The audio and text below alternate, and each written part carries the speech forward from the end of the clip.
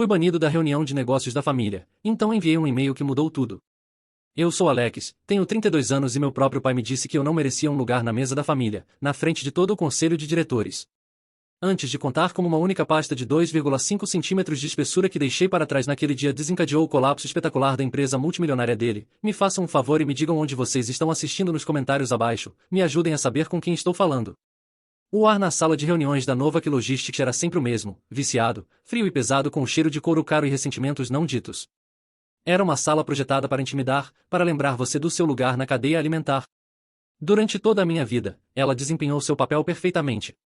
Eu estava perto da porta, sentindo a madeira polida nas minhas costas, um observador silencioso em uma peça da qual eu deveria fazer parte. Todos os assentos naquela mesa colossal de mogno estavam ocupados. Na cabeceira, meu pai, Richard Novak, estava sentado em seu trono, com seu cabelo prateado perfeitamente penteado e sua postura irradiando a autoridade inabalável. Ele se recusava a olhar para mim, seus olhos fixos no meu primo mais novo, Ren Caldwell. Ren, recém-formado em uma faculdade da Ivy League, graduado em História da Arte com zero experiência em logística, estava mexendo na gravata, com um sorriso presunçoso nos lábios. Ele era o homem do momento. À direita do meu pai, meu irmão Dominique estava praticamente radiante. Ele era o menino de ouro da empresa, com um ar carismático aparente, e estava absorvendo a comemoração iminente. Ele chamou minha atenção através da extensão de madeira polida e me deu de ombros discretamente quase imperceptivelmente. Era um gesto perfeitamente elaborado, que parecia ser simpático aos olhos desatentos, mas eu sabia que era um pequeno e exultante toque de faca. Olha, é assim que sempre vai ser. Meu pai sorriu e o murmúrio baixo da conversa cessou imediatamente. Sua voz, quando soou, era um rosnado baixo que exigia atenção. Como todos vocês sabem, ele começou, olhando para os membros do conselho. Estamos aqui hoje para celebrar a inovação, para celebrar o futuro da Novak Logistics. E esse futuro, tenho orgulho de dizer, está mais brilhante do que nunca, graças à nova e inovadora estrutura logística desenvolvida por nossa estrela em ascensão, Ren Caldwell. Uma onda de aplausos educados e cara a cara ecoou pela mesa. Ren estufou o peito. Dominique sorriu como se tivesse inventado pessoalmente o microchip. Meu projeto, minha estrutura, o resultado de 6 meses de jornadas de 18 horas, de fins de semana sacrificados, de programação até meus olhos arderem. O projeto que apresentei apaixonadamente ao meu pai, apenas para ouvir que era muito acadêmico e carecia de coragem para o mundo real. Eu tinha provas na minha pasta, cada e-mail, cada arquivo com carimbo de data, hora, cada rascunho. Mas olhando para a parede sólida de rostos indiferentes ou hostis, eu sabia que era inútil. A verdade não tinha lugar naquela mesa. Meu pai finalmente se atreveu a olhar para mim. Seus olhos estavam frios, não de raiva, mas de algo muito pior. Pura indiferença. Ele estava olhando para mim como se eu fosse um móvel que precisava ser movido. Um problema logístico irritante. Alex, ele disse, seu tom definitivo. Estamos prestes a discutir projeções financeiras confidenciais baseadas no trabalho do Ren. Você pode esperar lá fora. Dominique não conseguiu se conter. Ele se inclinou para a frente, sua voz alta o suficiente para todos ouvirem, pingando uma mistura nojenta de pena e desprezo. Por que desperdiçaríamos um assento com você? Foi isso. Esse foi o som do último fio se rompendo. Todos os anos sendo esquecido, sendo um motor silencioso e confiável em segundo plano, enquanto Dominique era o ornamento brilhante do capô, se encontraram em um único momento de clareza absolutamente arrepiante. A raiva que eu esperava sentir não estava lá. Em seu lugar, havia uma calma profunda e libertadora. Eu não gritei. Não discuti. Me afastei da parede e caminhei em direção à mesa, meus passos ecoando no silêncio súbito. Coloquei minha pasta em uma cadeira vazia e olhei diretamente para meu pai. Está tudo bem, eu disse, minha voz firme e clara. Você não deveria desperdiçar um assento comigo. Coloquei a mão no bolso do paletó. Tirei meu cartão de funcionário e o coloquei gentilmente sobre a mesa polida. Ele deslizou alguns centímetros e parou ao lado da caneta branca da mão do meu pai. Ao lado dele, coloquei uma pasta azul grossa de 1 polegada. Não vou ficar esperando lá fora. Anunciei para a sala. Estou me demitindo imediatamente. Virei a cabeça e olhei para Dominique, depois para Ren. Os sorrisos maliciosos tinham desaparecido de seus rostos, substituídos por confusão e um lampejo de pânico. Boa sorte com o projeto, eu disse, deixando um pequeno sorriso frio nos meus próprios lábios. Vocês vão precisar. Me virei e saí daquela sala. Não olhei para trás. Não precisava. Podia sentir o silêncio atordoado deles pressionando minhas costas. Quando a porta pesada se fechou, selando-os em sua tumba de mentiras. Podia imaginar o rosto do meu pai, contorcendo-se de raiva. Podia vê-lo pegando a pasta, esperando uma simples carta de demissão de 2 linhas. Mas o que ele encontraria lá era um relatório meticulosamente preparado de 30 páginas. Era uma arma disfarçada de documento detalhando cada linha de código que eu havia escrito, cada modelo de dados que eu havia construído, completo com uma declaração juramentada sobre a data de criação dos arquivos e um registro completo das minhas trocas de e-mail. Ele ainda não sabia, mas eu não havia apenas me demitido do emprego. Havia puxado o pino de uma granada e arrolado direto para o centro do seu reino. Para realmente entender por que joguei essa bomba na sala de reuniões, você tem que entender que não era sobre aquele projeto. Era a culminação de uma vida sendo tratado como coadjuvante, não como filho. O manual da família foi escrito antes de eu nascer. Dominique era a estrela, o líder carismático esperando por ela. Eu era o personagem coadjuvante, o nerd confiável, inteligente e totalmente invisível. Esse roteiro se repetia em todos os aspectos de nossas vidas. Lembro-me de um verão quando eu tinha 12 anos. Passei o verão inteiro em uma liga de matemática avançada. Cheguei às finais estaduais. A cerimônia de premiação foi em um sábado. Contei aos meus pais sobre isso por semanas. Na manhã da cerimônia, desci as escadas vestindo meu único terno. Meus sapatos estavam brilhando. Meu estômago era um nó de nervosismo e excitação. Meu pai estava na cozinha, ao telefone, rindo. Pode deixar, treinador. E estaremos lá. A família toda. Ele desligou e se virou para mim radiante. Ótimas notícias, Alex. O time de beisebol do Dominique chegou ao torneio regional. É neste fim de semana. Todos nós vamos lá apoiá-lo. Eu apenas o encarei. Mas minha cerimônia de premiação é hoje. É a final. Ele acenou com a mão em sinal de desdém, seu bom humor nem um pouco abalado. Ah, certo. Bem, é só um prêmio, filho. Isso é um torneio. É importante para o time, para seu irmão. Aspas. Minha mãe entrou na conversa do fogão. Não podemos estar em dois lugares ao mesmo tempo. Querido, você entende. Família apoia a família. Então, meu avô, um homem quieto que raramente falava, me levou 3 horas até a capital do estado. Recebi minha primeira medalha em um palco enorme. E a única pessoa na plateia torcendo por mim era um homem que cheirava fumo de cachimbo. Enquanto isso, o resto da minha família estava a 160 quilômetros de distância, gritando alto porque Dominique havia rebatido uma bola com um taco. Ainda tenho a medalha. E está em uma caixa. Um lembrete frio e pesado do meu lugar no universo familiar. Esse padrão se tornou ainda mais pronunciado quando entramos no mundo profissional da Novak Logistics. Cheguei armado com 2 mestrados transbordando de ideias. Uma das minhas primeiras tarefas foi analisar a retenção de clientes. Descobri que nossos 20 principais clientes estavam sendo atendidos por uma equipe que dependia de jantares com filé e jogos de golfe, mas suas métricas de desempenho eram terríveis. Criei um conjunto analítico abrangente que podia prever a insatisfação do cliente com 90% de precisão baseado em prazos de entrega, taxas de erro e registros de comunicação. Era uma ferramenta que poderia economizar milhões. Apresentei para meu pai e a equipe executiva. Antes mesmo de conseguir terminar, Dominique, que estava rabiscando em um bloco de notas, interrompeu. Pai, com todo respeito, isso é um pouco frio. Nosso negócio é construído em relacionamentos. Você não pode reduzir um cliente como o Sr. Henderson a um gráfico de barras. Meu pai concordou sabiamente. Seu irmão está certo, Alex. É sobre o toque humano. Isso é muito distante. 6 meses depois, no jantar anual de ação de graças do cliente, Dominique se levantou e fez um discurso. Ele anunciou uma nova iniciativa proativa de relacionamento com o cliente, que era uma versão simplificada e amigável do meu sistema de marketing. Ele pegou meus algoritmos principais, deu-lhes um nome elegante e os apresentou como sua própria ideia brilhante. Ele foi aplaudido de pé. Sentei em uma mesa no fundo, assistindo levar crédito pelo meu trabalho e senti um gosto amargo de família subir à minha garganta. A única pessoa que o chamou foi a tia Sofia. Ela era a irmã mais velha do meu pai, uma mulher que tinha toda a inteligência da família, sem nenhuma arrogância. Ela era perspicaz, engraçada e lutava contra uma doença que estava lentamente roubando sua força, mas nunca conseguiu tocar seu espírito. Um Natal, depois de ver Dominique entreter a família com uma história sobre uma negociação difícil que ele havia vencido. Uma negociação para a qual eu havia preparado todo o documento informativo de 50 páginas. Ela me encurralou perto da lareira. Você sabe que seu pai também era inteligente, ela disse, sua voz um sussurro baixo e conspiratório. Ela parecia com meu pai, que estava rindo de uma das piadas do Dominique. Nosso pai, seu avô, era um tirano. Ele queria um filho que fosse um bulldog, não um poeta. Ele costumava zombar do Richard por ler livros, o chamava de fraco. Acho que seu pai olha para você e vê o menino que foi forçado a matar dentro de si mesmo, e olha para Dominique e vê o menino que nosso pai sempre quis. Sua perspicácia era tão aguda que doía.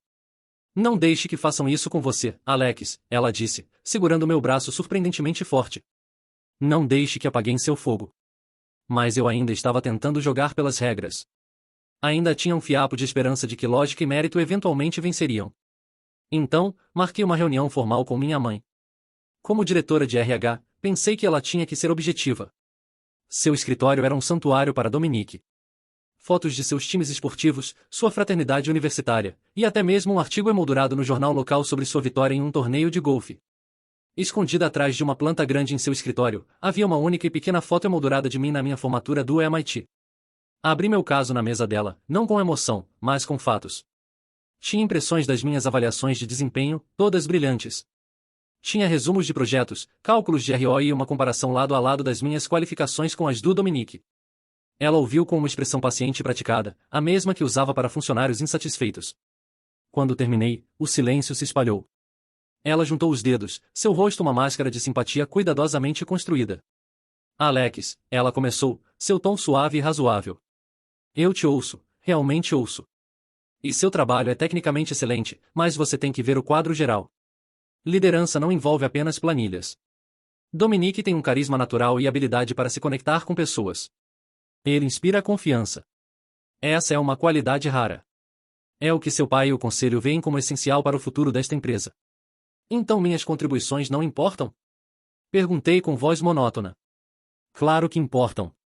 Ela disse a mentira suavemente, deslizando da língua facilmente. Você é um ativo inestimável para a equipe, mas cada jogador tem um papel diferente. O seu é fornecer o suporte e análise que permitem que líderes como seu irmão sejam bem-sucedidos. Você precisa ser um jogador de equipe, Alex. Não crie problemas. Não é bom para você e não é bom para a família. O discurso corporativo frio e duplo foi mais brutal que qualquer insulto. Ela não era apenas minha mãe. Ela era a principal responsável pela narrativa da família. Ela via a injustiça claramente e escolheu mantê-la. Saí do escritório dela me sentindo como se tivesse sido esvaziado. O golpe final devastador não veio da minha família, mas da mulher que eu faria minha família, Helena. Estávamos noivos há 6 meses. Eu a amava. Confiava nela. Ela era meu santuário contra a toxicidade da minha família. Ela trabalhava no departamento de marketing da Novak. Então pensei que ela via a dinâmica tão claramente quanto eu. Ela era quem esfregava minhas costas quando eu chegava em casa tarde, furioso e abatido após mais um fracasso. Eles são idiotas, Alex. Ela murmurava. Um dia eles vão ver o que você realmente vale. Eu estava trabalhando tarde numa terça-feira à noite tentando consertar uma falha catastrófica no servidor do departamento do Dominique. Ele estava em lugar nenhum, é claro. Mandei uma mensagem para Helena dizendo que chegaria tarde em casa. Por volta das 9h30 da noite, finalmente desisti e fui procurar Dominique para conseguir uma nota de emergência. A luz do escritório dele estava apagada, mas a porta estava aberta. Ouvi vozes lá dentro. O sussurro de um homem e a risada de uma mulher. Uma risada tão familiar quanto meu batimento cardíaco. Meu próprio coração parou, empurrei a porta para abri-la. A cena foi gravada no meu cérebro. Dominique estava encostado na mesa dele. E Helena estava em pé entre suas pernas, com as mãos nos ombros dele e as dele na cintura dela. Eles estavam no meio, seus rostos próximos, iluminados pelo brilho da cidade fora da janela. Era íntimo. Era fácil. Era um mundo do qual eu não fazia parte. Eles me viram ao mesmo tempo. Se separaram como adolescentes culpados. Dominique teve a elegância de parecer chocado por um segundo antes de sua arrogância padrão voltar ao normal. Helena parecia apenas presa. Minha mente estava em branco. Não conseguia formar uma palavra. Apenas saí do escritório e caminhei pelo corredor deserto. Minhas pernas pareciam chumbo. Ela me alcançou perto dos elevadores. Alex, espere. Eu ia te contar a frase clássica. Me conte o que consegui dizer. Minha voz parecia pertencer a outra pessoa. Que você está dormindo com meu irmão. Há quanto tempo isso está acontecendo? Ela teve a decência de olhar para seus sapatos caros. Há alguns meses. Há alguns meses. A linha do tempo caiu sobre mim. Meses dela fingindo simpatia me dizendo que eu era um gênio escondido. Tudo isso enquanto dormia com a mesma pessoa que estava me segurando. A hipocrisia era de tirar o fôlego. Por quê? Era a única pergunta que importava. E pela primeira vez, ela me olhou diretamente nos olhos. Não havia amor lá. Nem remorso. Apenas um pragmatismo frio e duro que me congelou até os ossos. Sinto muito, Alex. Ela disse. E seu tom deixou claro que ela apenas sentia por ter sido pega. Ele me ofereceu um futuro. Um futuro real com você. Me senti tão preso. Preso. Essa palavra de novo. A verdade sobre minha vida. Ele está em um caminho de parceria. Ela continuou como se isso explicasse tudo. Seu salário é bom. É bom. Mas você tem que ser realista. Ele vai comandar este lugar um dia. Tenho que pensar na minha carreira. Minha vida. Ela havia feito uma análise de custo-benefício do nosso relacionamento. Ela pesou meu amor. Nosso futuro. Nossa vida juntos. Em comparação a uma promoção e um salário mais alto. E eu perdi. Eu não era o homem que ela amava. Eu era uma ação que havia parado de render. Não disse mais nada. Apenas me virei. Saí daquele prédio. Entrei no meu carro e dirigi. Não tinha destino. Apenas dirigi até as luzes da cidade brilharem fracamente no meu retrovisor. Finalmente entendi a verdade devastadora. Minha família não havia apenas me tornado invisível no trabalho. Eles haviam desvalorizado com sucesso minha própria existência ao ponto que a mulher que deveria me amar me vê como nada mais que um investimento sem futuro. Eu não estava apenas preso. E estava enterrado. E quando o sol começou a nascer, um pensamento frio e duro criou raízes na minha alma. Se não conseguisse cavar um caminho para fora, teria que encontrar uma maneira de derrubar toda a maldita montanha em cima deles. A primeira semana do meu exílio autoimposto foi definida por um silêncio profundo e ressonante. Meio que esperava a ligação furiosa do meu pai, uma convocação para ir ao escritório dele para mais uma repressão brutal. Nada. Era como se eu tivesse simplesmente evaporado. Seu silêncio foi a declaração final. Eu era tão insignificante que minha partida, meu ato de desafio nem mesmo justificava uma resposta. Mas na Novak Logistics, minha ausência estava criando um barulho ensurdecedor. Sarah Chun, minha fonte leal lá dentro, se tornou minha tábua de salvação. Ela me enviava mensagens curtas e enigmáticas, pintando um quadro de caos crescente. Eles não conseguem acessar o banco de dados principal. Uma mensagem dizia: RN continua bloqueando todo mundo. Outra, um dia depois, Dominique gritou com toda a equipe de operações. Ele disse que a estrutura é impecável e que eles são incompetentes. 3 pessoas estão atualizando seus currículos. O projeto. Minha Magnum Opus estava se tornando seu albatroz. Sem mim para gerenciar integrações complexas e resolver problemas de pipeline de dados, era um carro bonito sem motor. As remessas estavam se perdendo. Um pedido enorme de um gigante do varejo foi enviado por engano para um armazém no Arizona, em vez do estado de Washington, causando uma multa contratual que custou à empresa 6 dígitos. O cliente estava furioso. A resposta do Dominique foi jogar dinheiro no problema, oferecendo descontos vazios e desculpas. A resposta do RN foi reescrever sua apresentação em PowerPoint, adicionando mais palavras-chave. Eles estavam tentando apagar um incêndio florestal com uma pistola d'água. Sarah me contou sobre uma reunião onde meu pai, com o rosto como uma nuvem de tempestade, socou a mesa da sala de reuniões. Com isso em mente, ele rugiu, mas não disse meu nome. Era como se reconhecer meu papel na criação do projeto fosse um fracasso maior que o colapso do projeto. Então veio a resposta oficial. Não uma ligação, mas um envelope grosso cor de creme entregue por um portador de cara escura. Era da Sofield, Price Latimore, o escritório de advocacia notoriamente implacável do meu pai. A carta dentro era uma obra-prima de intimidação legal. Era uma ordem formal de cessação e desistência, cheia de frases assustadoras como interferência ilícita, violação do dever fiduciário e apropriação indevida de segredos comerciais. Eles se referiram à minha cláusula de não competição, um documento que assinei sem pensar 2 vezes quando entrei na empresa, e explicaram em detalhes assustadores como me processariam até o esquecimento se eu sequer pensasse em trabalhar no setor de logística na América do Norte pelos próximos 2 anos. A parte mais ousada foi a acusação de roubo. Eles alegaram que o relatório detalhado que eu havia deixado era uma admissão clara da minha intenção de roubar propriedade intelectual. Estavam distorcendo meu ato de defesa legítima como uma arma contra mim. Era uma tática corporativa clássica de força bruta, afogando o pequeno em custos judiciais até ele desistir. Li a carta 3 vezes. Um nó frio de medo se apertou no meu estômago.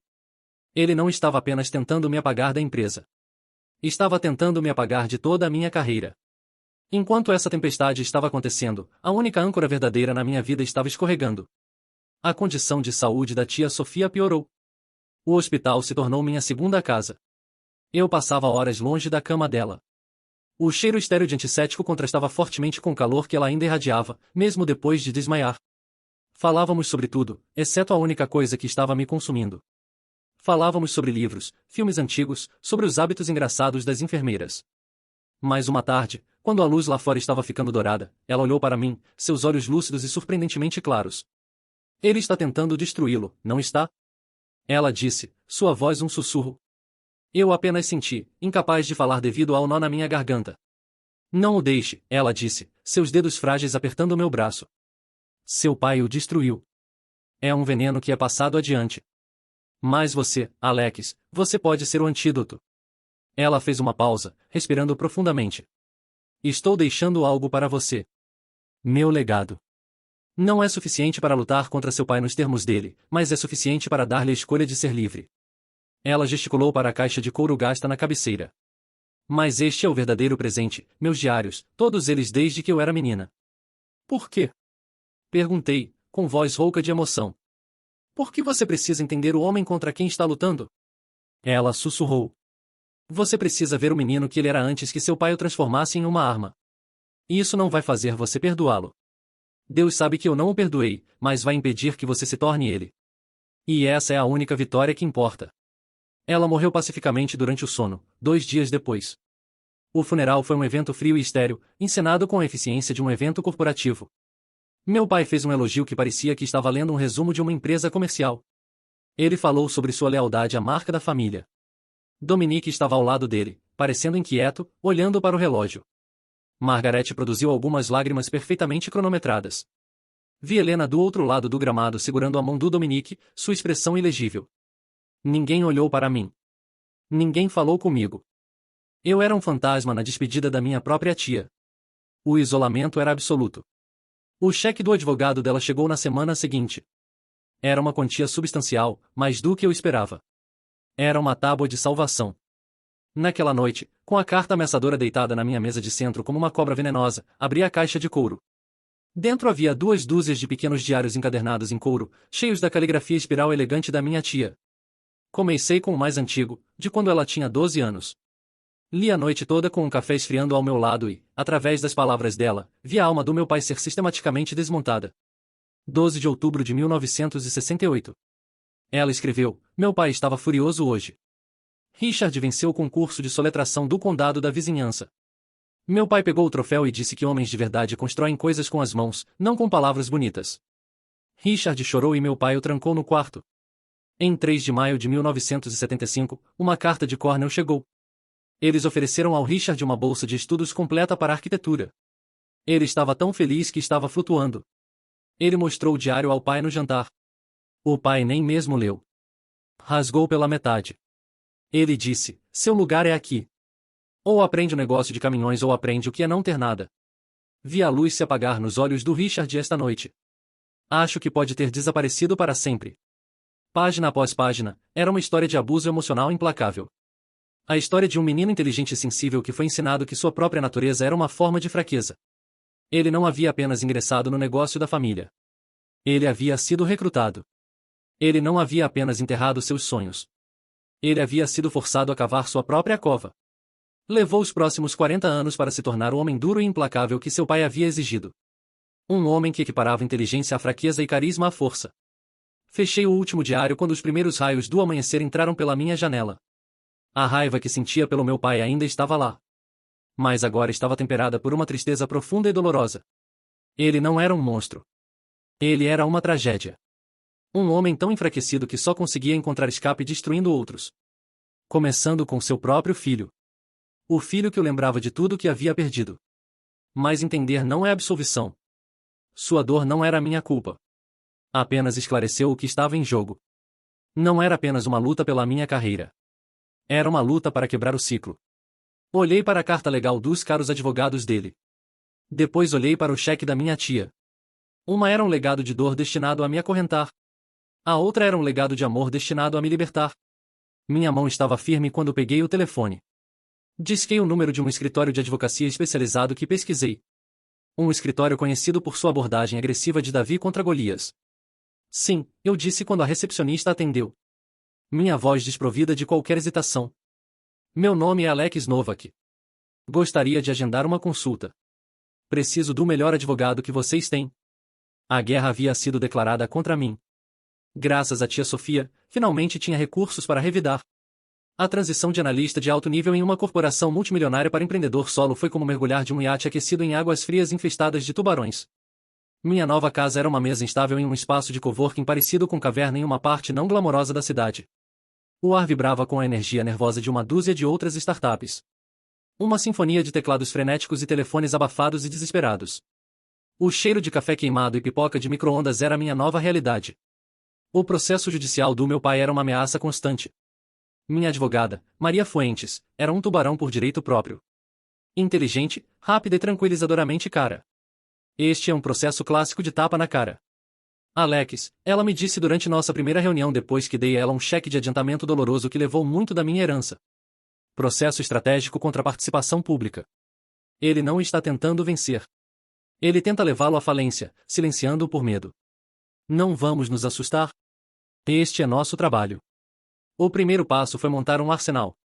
Enquanto Maria cuidava da batalha legal, me concentrei em montar minha arma. O paradigma Nexus. Meus dias se tornaram uma maratona exaustiva. Acordava às 5 da manhã, programava por 6 horas seguidas. E depois passava a tarde criando modelos financeiros e apresentações de marketing. À noite, estava no telefone tentando fazer contatos, só para ser recebido com dispensas educadas. As noites passavam depurando meu próprio código, alimentado por lanches de máquina automática e pela recusa absoluta e teimosa de falhar. A solidão era um peso físico. Sabia que não conseguiria sustentar esse ritmo. Mais importante, sabia que não conseguiria construir algo grande sozinho. Precisava de uma equipe. Precisava dos outros fantasmas da Novak Logistics. Minha primeira recruta tinha que ser Sarah Shin. Encontrei com ela em um restaurante barulhento e anônimo no meio do caminho entre a casa dela e a minha. Ela parecia exausta. O caos na Novak estava afetando as poucas pessoas competentes que restavam. Está fudido, Alex, ela disse, mexendo o café sem parar.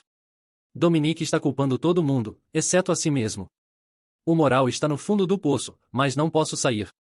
Tenho empréstimos estudantis, uma hipoteca. Não posso simplesmente deixar o barco por uma ideia. Entendi o medo dela, então não vendi um sonho. Mostrei a realidade. Abri meu laptop e a levei através do MVP do Paradigma Nexus.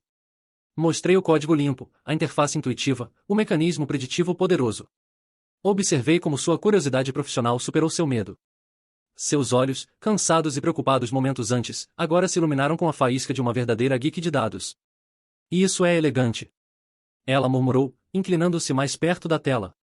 Não posso oferecer o salário que você está ganhando agora, eu disse honestamente. Ainda não. Posso oferecer um pequeno estipêndio, o suficiente para sobreviver, mas também posso oferecer 20% do capital. Você não será uma funcionária lutando por uma promoção. Você será uma fundadora, uma proprietária. Construímos juntos. Seremos bem-sucedidos juntos. Também contei sobre o processo. Expliquei todos os riscos. Todas as possibilidades feias. Dei a ela o respeito da verdade. Ela saiu do restaurante dizendo que precisava pensar. O próximo foi Michael Park.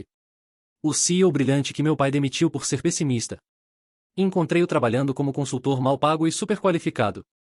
Ele estava cansado. Você quer que eu troque um emprego estável, mas chato, por uma startup sem recursos, do filho do homem que arruinou minha carreira? Uma startup que está sendo processada pelo mesmo homem. Esse é o argumento? Ele perguntou, uma sobrancelha levantada. Esse é o argumento, confirmei. Também estou oferecendo uma chance de se vingar dele construindo algo melhor e com 15% do capital.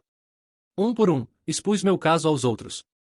Tanson Urai, o desenvolvedor de produtos. Dani Kowalski, o gênio da infraestrutura de TI, permaneceu marginalizado. Cada um era um risco. Cada um estava marcado por sua experiência na Novak. Uma semana após nosso encontro no restaurante, Sarah me ligou. Sua voz estava firme. Tudo bem, Alex, estou dentro. Meu marido acha que sou louca, mas acabei de passar outro dia assistindo Dominique tentando explicar análise de dados. Prefiro arriscar a competição. O compromisso da Sarah foi a primeira rachadura na represa. Michael ligou no dia seguinte. Tudo bem, ele soltou. Mas se falharmos, vou culpá-lo pessoalmente pelas minhas contas de terapia. Tanson e Dani vieram em seguida. De repente, não estava mais sozinho. Éramos uma equipe de 5 pessoas, uma pequena ilha de rebeldes espremida em um escritório alugado ligeiramente maior.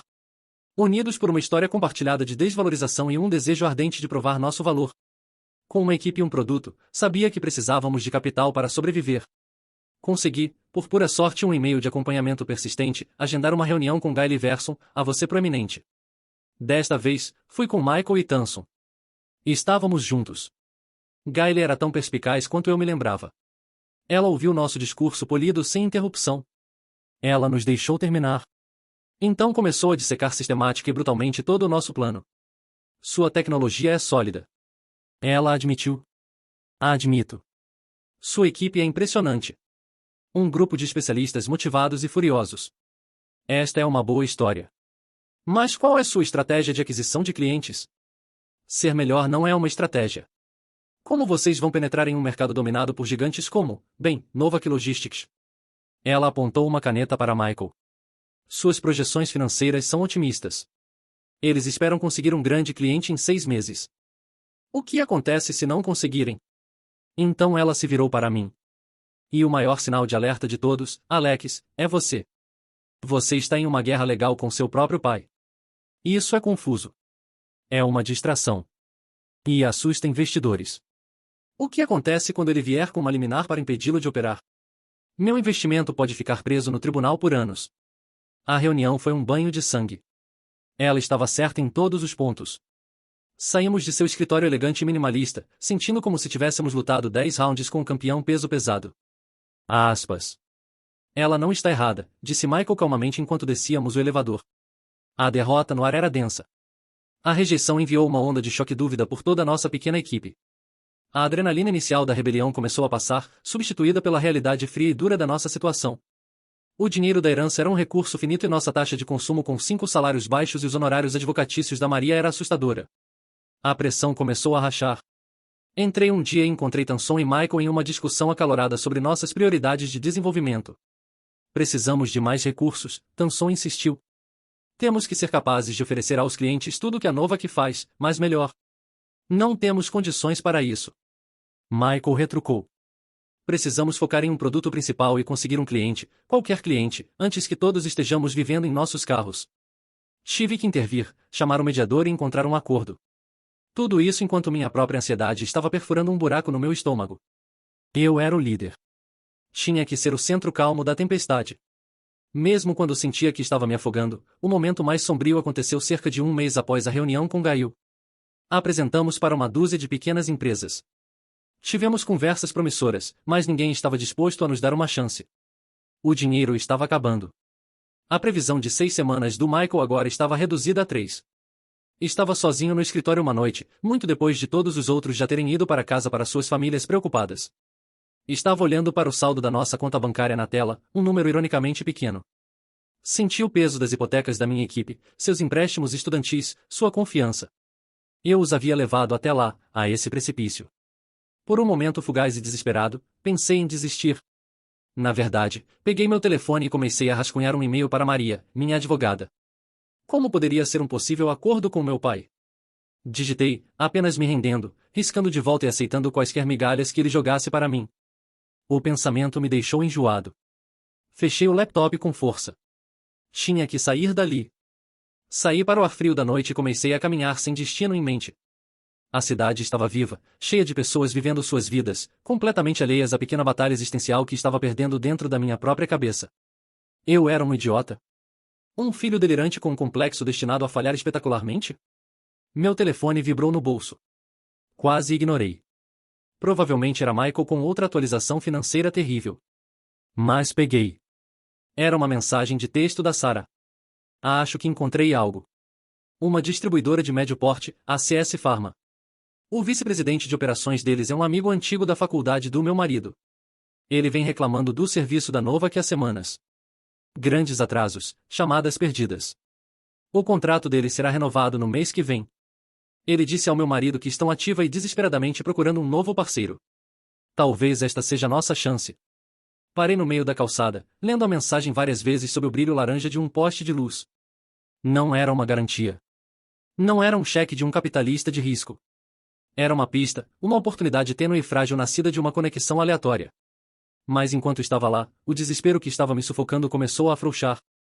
Foi substituído por uma onda de adrenalina. Um lampejo de esperança feroz e desafiadora. Era um tiro no escuro, mas era um tiro. E após semanas de escuridão, era tudo o que eu precisava. Ainda não estávamos mortos. A pista da ACS Pharma se tornou nossa única obsessão. Era nosso dia, nosso tiro na lua, tudo em um. Nas próximas 3 semanas, nosso pequeno escritório se tornou um centro de comando de alto risco. Dormir se tornou um luxo que não podíamos pagar. O quadro branco estava coberto por uma teia de cadeias logísticas. Protocolos de manuseio de produtos químicos e regulamentos de conformidade da FDA. Não estávamos apenas tentando conquistar um cliente. Estávamos tentando realizar cirurgia cardíaca aberta em toda a cadeia de suprimentos deles. Fomos mais fundo. Descobrimos que o principal problema deles com a Novak não eram apenas atrasos, mas tiros com temperatura controlada, logística de cadeia fria para produtos biológicos sensíveis. Uma única flutuação de temperatura poderia arruinar um lote de $1 milhão. A Novak, com sua abordagem única para todos, estava falhando com eles. Esta era a nossa abertura. Tanson e Dani trabalharam sem parar construindo um módulo especializado para nossa plataforma Nexus. Ele integrava sensores de temperatura em tempo real com análise de rota preditiva. Nosso sistema não apenas rastreava um tiro. Um desvio de 1 grau no resfriamento de um caminhão dispararia redirecionamento automático para a instalação de resfriamento certificada mais próxima. Era um nível de precisão e proatividade com que a Novak nem mesmo sonhava. Enquanto isso, Michael construiu um modelo financeiro que provou que nosso sistema os salvaria não apenas de perdas de produtos, mas também dos prêmios de seguro astronômicos que estavam pagando. Sarah e eu trabalhamos na apresentação, adaptando cada slide para abordar os pontos problemáticos específicos que seu contato havia mencionado. No dia da apresentação, os 5 subimos no elevador para a suíte executiva. Um comando improvisado, a caminho da batalha. Era assim que nos sentíamos. Estávamos enfrentando 2 outros gigantes da logística, ambos com receitas de bilhões de dólares e equipes de vendas habilidosas. Éramos 5 pessoas com um laptop e esperança desesperada. Fomos levados para uma sala de reuniões que era ainda mais intimidante que a do meu pai. A mesa estava cheia de uma dúzia de executivos com rostos de pedra, incluindo o CEO deles, Robert Kinwood, um homem com reputação de ser brilhante e totalmente implacável. Eles deixaram as grandes empresas irem primeiro. Podíamos ouvir as apresentações enlatadas e sofisticadas através da parede. Então foi nossa vez. Não começamos com um argumento de vendas. Comecei com o problema deles. Coloquei uma foto de uma das bagunças deles na tela. Isso é o que está custando $7 milhões por ano. Comecei. Durante a próxima hora, não vendemos o paradigma Nexus. Vendemos uma solução. Tanson fez uma demonstração ao vivo do módulo de cadeia fria. Michael os guiou no ROI, mostrando que atingiriam um ponto de equilíbrio em 6 meses. Sarah apresentou estudos de caso que criamos usando dados publicamente disponíveis. Eles nos bombardearam com perguntas. Eram perspicazes, implacáveis. Atacaram nosso tamanho, nossa estabilidade, o processo judicial. Mas estávamos prontos. Para cada pergunta, tínhamos um ponto de dados. Para cada preocupação, tínhamos um plano de contingência. No final, Robert Kinwood se inclinou para a frente, seus olhos me perfurando. Você é um risco enorme, ele disse, com voz monótona. Você é uma startup sendo processada pelo maior nome do setor, que também é seu pai. Por que confiar a salvação da minha empresa nas suas mãos? Encontrei seu olhar.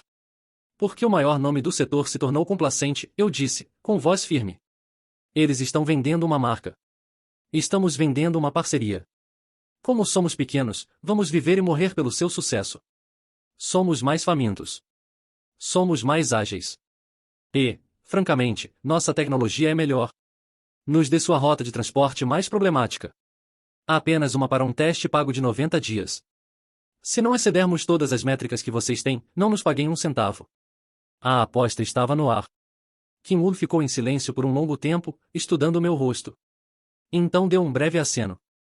Vocês têm 90 dias, ele disse. Não me façam me arrepender. Saímos daquele prédio sem comemorar, mas sabendo que o trabalho real havia apenas começado.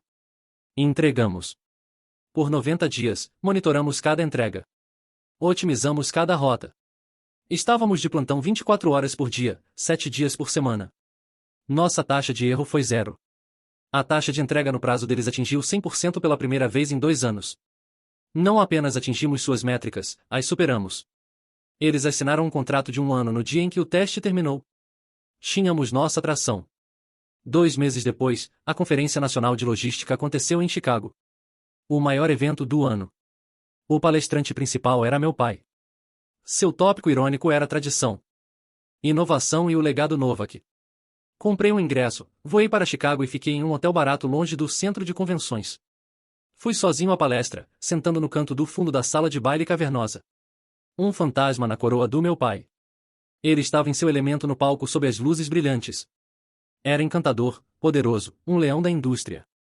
Falou da visão do pai, do próprio trabalho duro e depois começou a falar do futuro.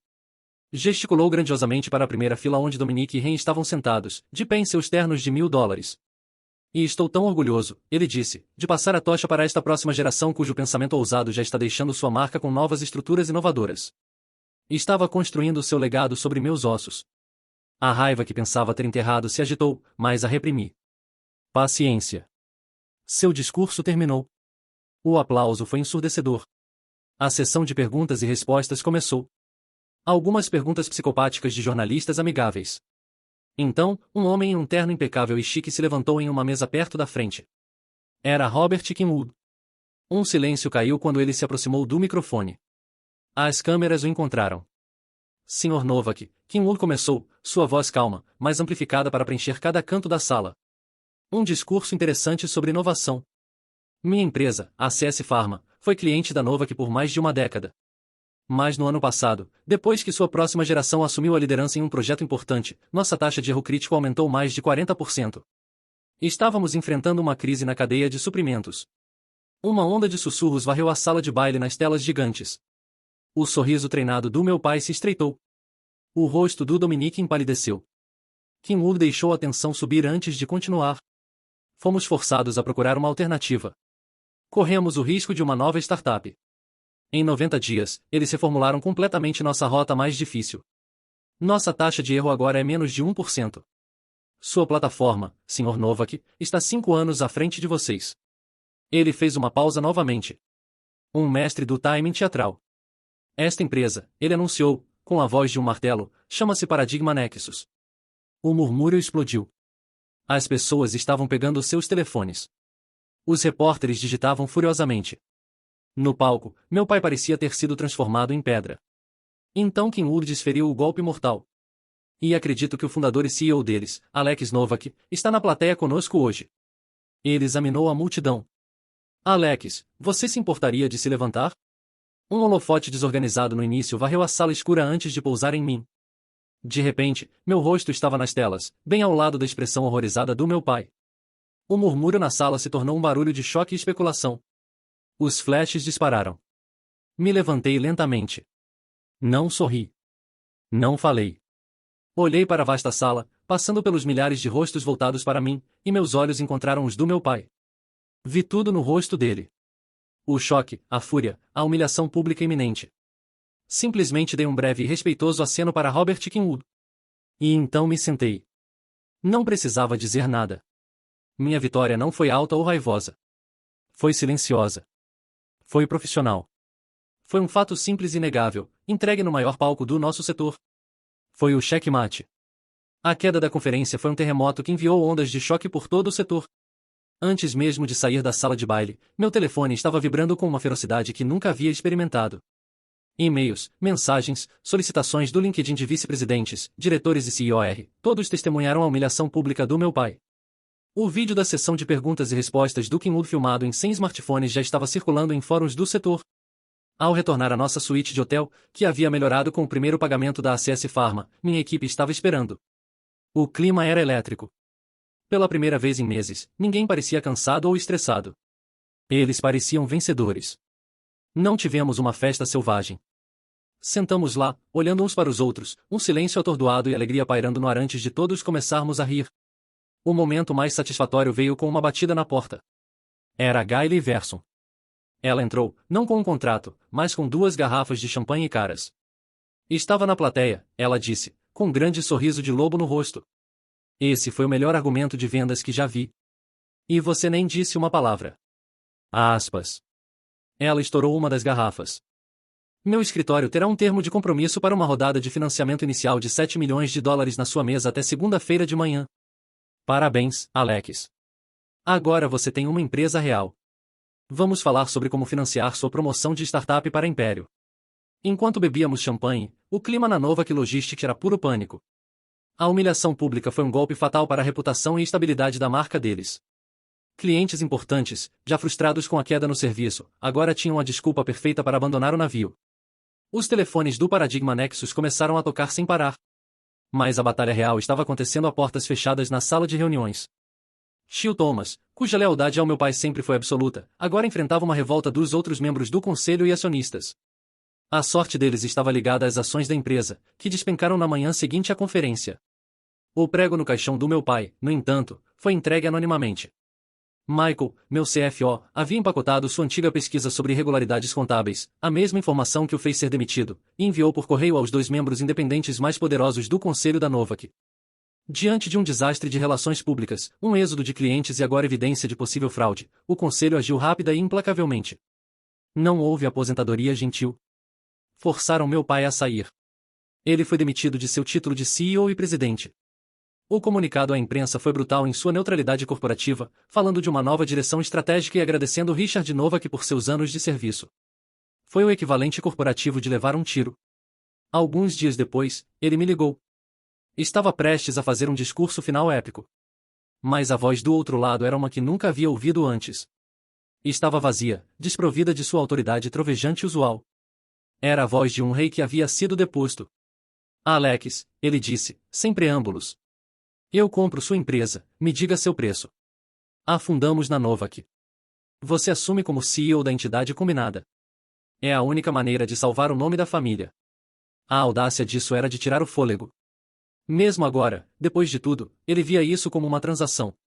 Achava que podia comprar uma saída do seu fracasso, absorver meu sucesso e reformulá-lo como dele. Ainda estava tentando controlar a narrativa. O nome Novak é um problema para você resolver, pai.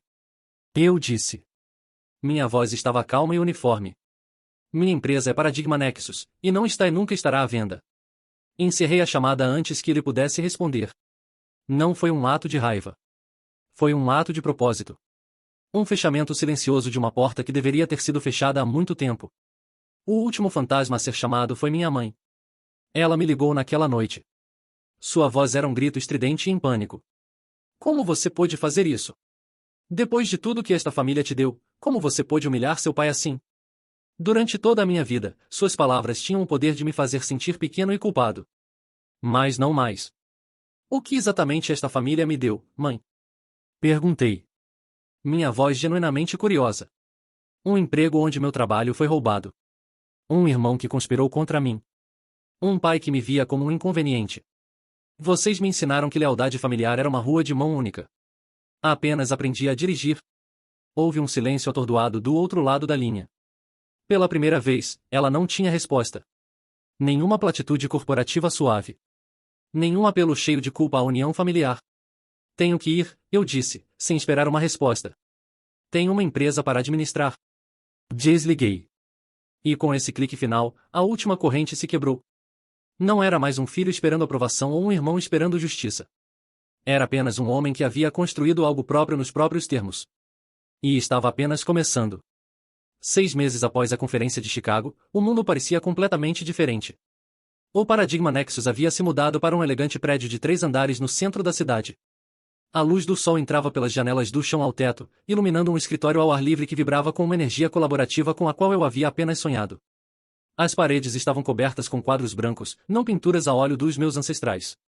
A cultura era de transparência e mérito.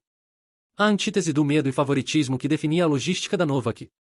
Minha própria vida havia mudado de maneiras que não havia previsto. O financiamento inicial da Gaile nos permitiu crescer rapidamente. Meu salário agora era um número que teria parecido fictício para mim apenas um ano atrás.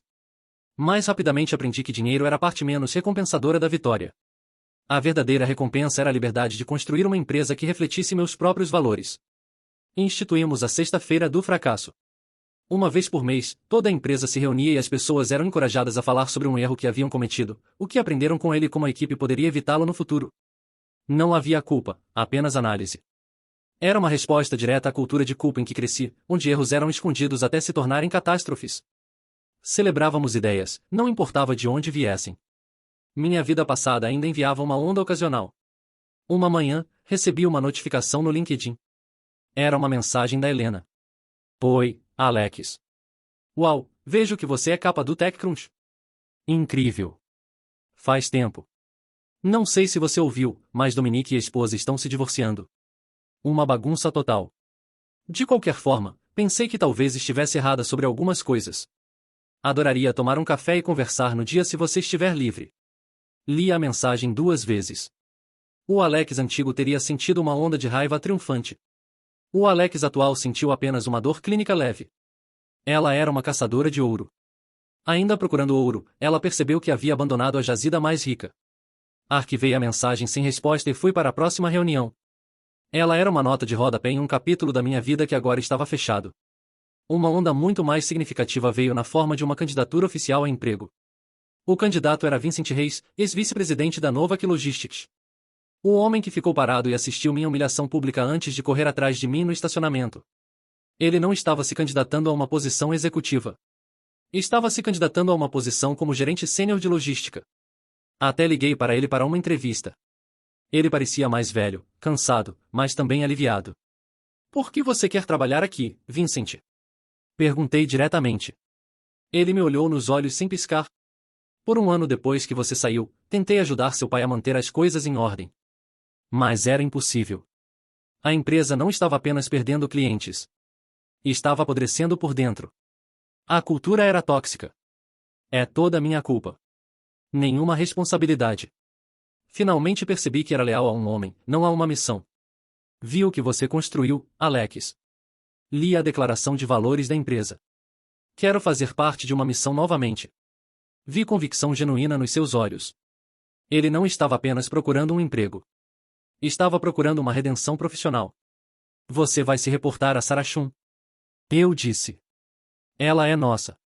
Ela é dura, mas justa. Um sorriso tocou seus lábios. Eu não trocaria por nada, ele disse.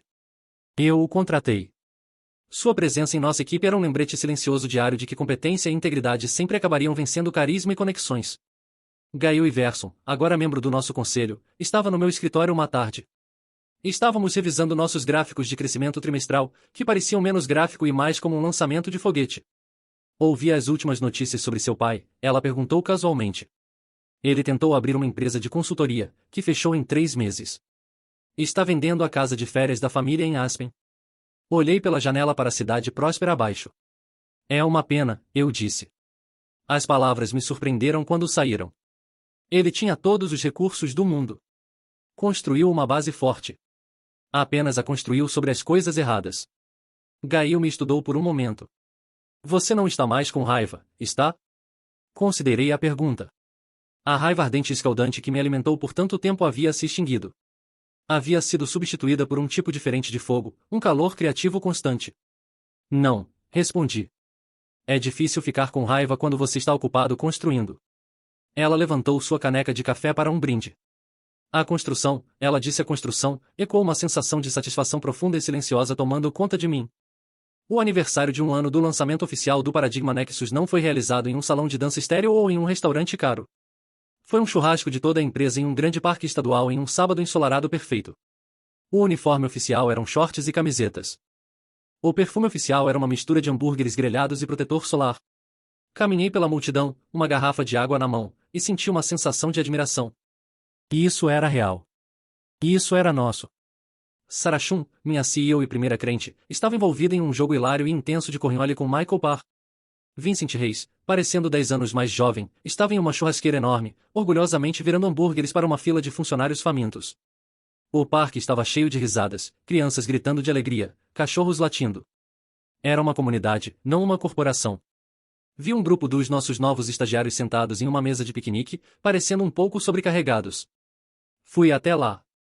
Não havia mesa principal, nenhuma área VIP, apenas pessoas se divertindo. Perguntei. Todos deram um pulo de susto. Uma delas, uma jovem e brilhante programadora do Caltech chamada Maya, estava nervosamente segurando um tablet fornecido pela empresa. Aspas, Sr. Novak, ela disse, com os olhos arregalados. Sim, é ótimo. Obrigada. É Alex, eu disse, sentando no banco na frente dela. O que você tem aí? Ainda trabalhando no sábado? Ela corou. Ah, não, tive uma ideia para uma pequena otimização da interface do usuário móvel para nossos motoristas. Provavelmente não é nada, mas apenas fiz uma ocupo. Vi hesitação nos olhos dela. O mesmo medo de ser dispensada com que vivi por anos. Nunca é nada. Maia, eu disse, inclinando-me para a frente com interesse genuíno. Uma ideia é a coisa mais valiosa que temos aqui. Me mostre. O rosto dela se iluminou quando começou a me mostrar seus mockups com entusiasmo, seu nervosismo se dissipando em uma explicação apaixonada. Olhei ao redor para a cena, para as famílias, as risadas, a camaradagem fácil. Pensei na sala de reuniões fria e silenciosa que havia deixado para trás. Pensei no meu pai sozinho com seu legado em ruínas.